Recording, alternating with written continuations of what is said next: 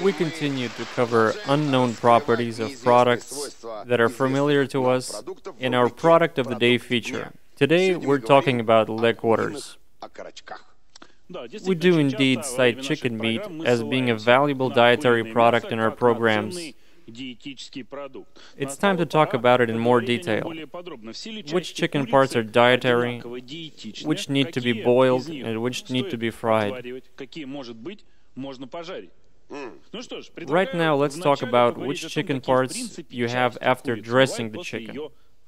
Let's ask the experts. Here in our studio, we have Albert Davleyev, Vice President of the International Poultry Development Program. Hello, Albert. It's a pleasure. Please help us in this uneasy task. Doing this at least twice a week, I can tell you that when you're making your choice, you should always look to see that there are no bruises, the skin is even and uniformly pink. I recommend putting on gloves right away for women who look after their hands. Or after you cut up the chicken, wash all the utensils that may have come in contact with raw chicken, because it is possible for the dirt from the skin to stay on the food, and then food poisoning may occur. Chicken after being cut up at a poultry factory basically consists of two big parts, the back part and the front part. As you can see, they're very easily separated from each other. You cut off the keel bone, and you end up with two halves. Classic chicken science states that we can either go with 8 pieces or 9 pieces. That is advanced cutting. It is important for us that the neck is already cut off. Necks and backs are sold separately in stores as soup sets. That is removed to carry out a technologically proper cleaning of the inside part of the chicken. The simplest thing to do is cut off the wings. You cut off the wings at the joints. Do not forget that the joint has a very good fillet part, so when you're cutting, try to cut closer to the bone. From the point of view of cooking, the wings are the most technological part. They absorb a huge amount of spices, taste and marinade.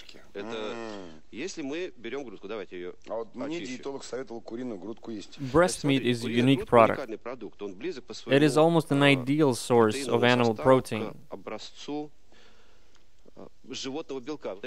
What you buy in a store is called breast meat on a bone and is sometimes sold separately. But if you remove the fillet of this breastbone, you end up with two big fillet pieces. They amount up to 25% of a good chicken's weight. As soon as you remove the big breast muscle off the keel bone, there is a smaller part underneath, which is the most tender piece of meat, the small fillet. This is a very dietary product. The remaining carcass is of course used for soup.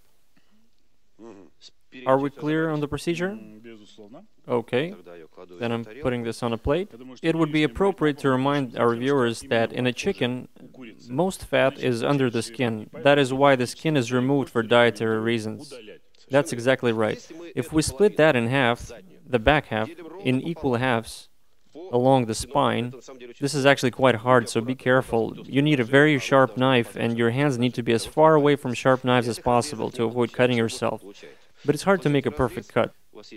So then you have a part of the rump and a part of the back. This is the classic back quarter of a chicken, which is called the leg quarter. If we separate part of the rump from the back,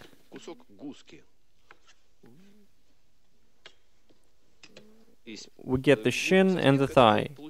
This is what can be called the leg quarter. So, if you choose a chilled product, say in a supermarket, packaged on a tray, which is what I recommend, chicken requires very close attention before you purchase.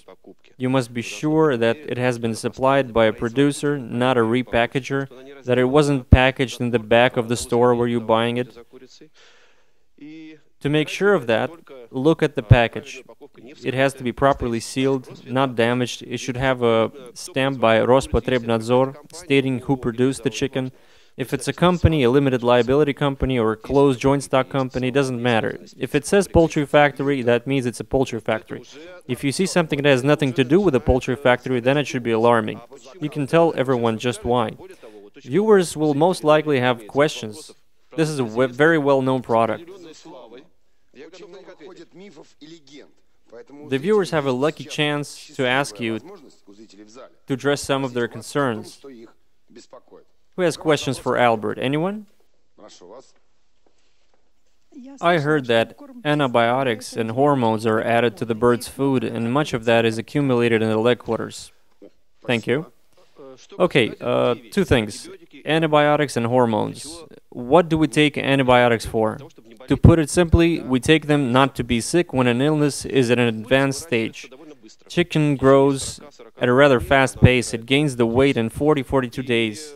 It does have a chance to get sick, of course, but usually veterinarians at a good poultry factory keep the situation under control. But things happen, and sometimes we catch cold. A chicken is a living thing just as we are. So sometimes, as a means to remedy an illness, antibiotics may be used. But Russian veterinarians have very clear guidelines. Antibiotics may not be used in the last 2 weeks before slaughter. They have to have time to come out of the chicken's body so that people do not develop resistance by eating the bird to those antibiotics. All of this can be traced. There are certain procedures. Everything is under complete government veterinary control. So be sure that is 100% control. And what about hormones? Do you know how much they cost? A poultry house can have as many as 30, 40, 45,000 birds. Can you imagine how much time and money it would require to inject hormones into each bird? Even from an economic point of view, if you injected hormones into each bird, it would cost 500 rubles per kilo, not 100. And that's not counting the effort and the time that would be needed to achieve that. So there are two factors, the economic and the labor factor. As for the medical factor, I'm not a doctor, but I know one thing. If the hormones that are used to grow muscle mass, anabolic steroids, were used in poultry production, they would simply be digested by the bird. They would decompose in the bird's intestinal tract. Thank you very much. That is very interesting. Is it true that some producers wash the bird in chlorine solutions to kill the infection? The bird? Yes. Chlorine is harmful to humans. You know, this issue has recently been blown completely out of proportion. We chlorinate ourselves from the inside every day. We drink chlorinated water. It is chlorinated to kill the microbial agents capable of causing us harm.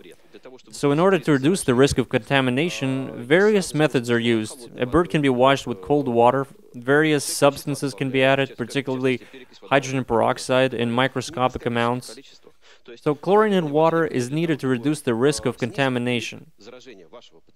Concentration levels have recently become the subject of political debate, so let's leave the politics out of this. If Mr. Onishchenko, Russia's chief state sanitary inspector, says that chlorine is bad, then there is scientific proof of that, and Russian producers have switched to chlorine-free technologies 1.5 years ago. Foreign suppliers, particularly the US, switched recently, so chlorine-free products are supplied from there just as they are supplied from Europe and Brazil. So today, all of the product that is imported into Russia is chlorine-free. Forget the word chlorine. Now let's think about what we can do to handle poultry properly to avoid food poisoning. I heard that leg quarters are injected with water, glycerine, and then frozen to increase the weight. Is this true?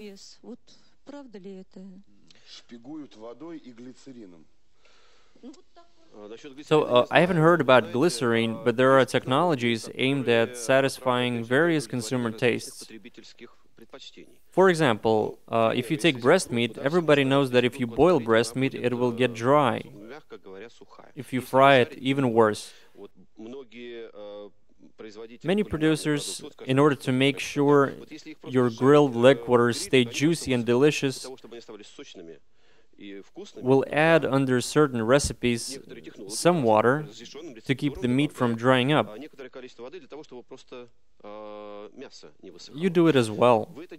When I buy turkey, I take a large syringe and inject brine or mayonnaise into it. There are many recipes. We're talking about concerns that a consumer might have. Is this good or bad? If it's only water that is added, I think that's fine, but you must know that this water is totally clean. That is why you should get the product from the producer firsthand, as they say. If it's at a poultry factory, it knows what it is doing. But I can say that 2, 3, or 4 years ago, there were some underground workshops. I'm a poultry industry professional, and I could see who was undermining the market. There were some dishonest people who defrosted birds, injected them with water, and froze them back and sold them. Thank God order has been restored in the last 2, 3 years. Today, the entire issue with additives is strictly controlled by Rospotrebnadzor and Rosvetsnabnadzor.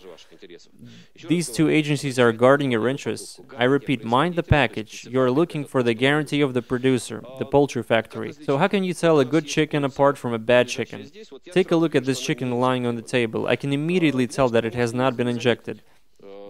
You may not be able to tell the difference by appearance, but it appears no traces of injection. If you place an injected chicken close, which may have moisture retention of 10, 12, 15%, you will also not notice. But if a chicken had not been injected with any brine, it will have the GOST on it. If it does not, then it's a chicken manufactured under so-called technical conditions. Most likely, it will contain additives. If you see the GOST label on a chicken, that means it contains no additives. It's 100% pure chicken. By the way, moisture retention in a normal chicken is 4 to 4.5%. That is a 100% guarantee that no water will leak out of it when it's defrosted. If you defrost and inject the chicken, up to 15% of water may leak out. We spoke about that already. If it's frozen, it contains some natural juices, plus 5–7%. Thank you very much. Our guest was Albert Davleyev, Vice President of the International Poultry Development Program. Thank you.